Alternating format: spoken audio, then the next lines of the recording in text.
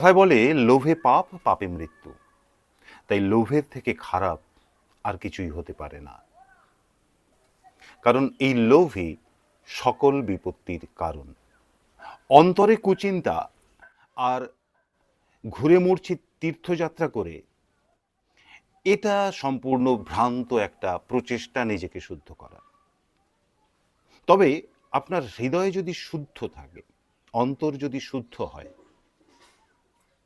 কোনো তীর্থযাত্রার কোনো প্রয়োজন নেই। আপনি মুক্তির জন্য প্রস্তুত। যে সত্যবাদী, সর্বদা সত্য কথা বলে, তার জীবনে আলাদা করে তপস্যার কোনো প্রয়োজন নেই। কারণ সত্য কথা বলাটাই একটা তপস্যা। এমনকি এভাবেও বলা যেতে পারে যে সত্য কথা বলা অভ্যাস করা পৃথিবীর শ্রেষ্ঠ তপস্যা। বলা হয়ে থাকে হত্যার থেকে বড় পাপ আর কিছু নেই।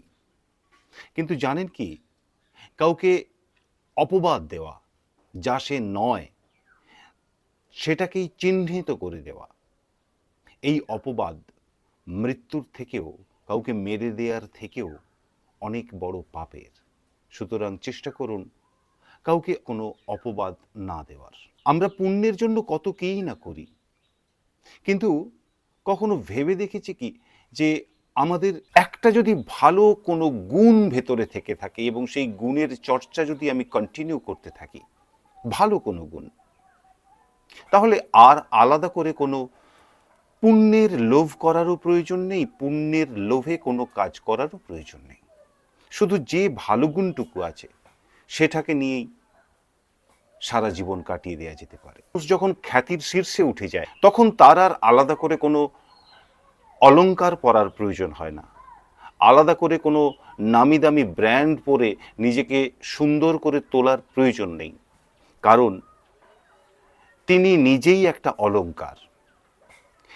বরং এইভাবে বলা যেতে পারে যে ওই রকম ফেমাস মানুষেরা যেটা পরবে সেই পোশাকটাকে ব্র্যান্ড বানিয়ে দেয়, সেই পোশাকটাকে মূল্যবান করে তোলে। আমরা জীবনে যা কিছু করি তা সব মূলত জীবন কাটানোর জন্য যেটুকু সঞ্চয় দরকার, যেটুকু সম্পদ দরকার, সেই সম্পদের লোভে, সেই সঞ্চয়ের তাগিদে। কিন্তু একটা মানুষ যার বাস্তব জ্ঞান আছে, বলা হয়ে থাকে এই বাস্তব জ্ঞানের মতো সম্পদ আর কিছু নেই।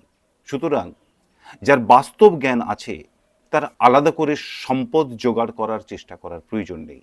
বাস্তব জ্ঞানই তাকে অন্যান্য সকল সম্পদ জোগাড় করে দেবে।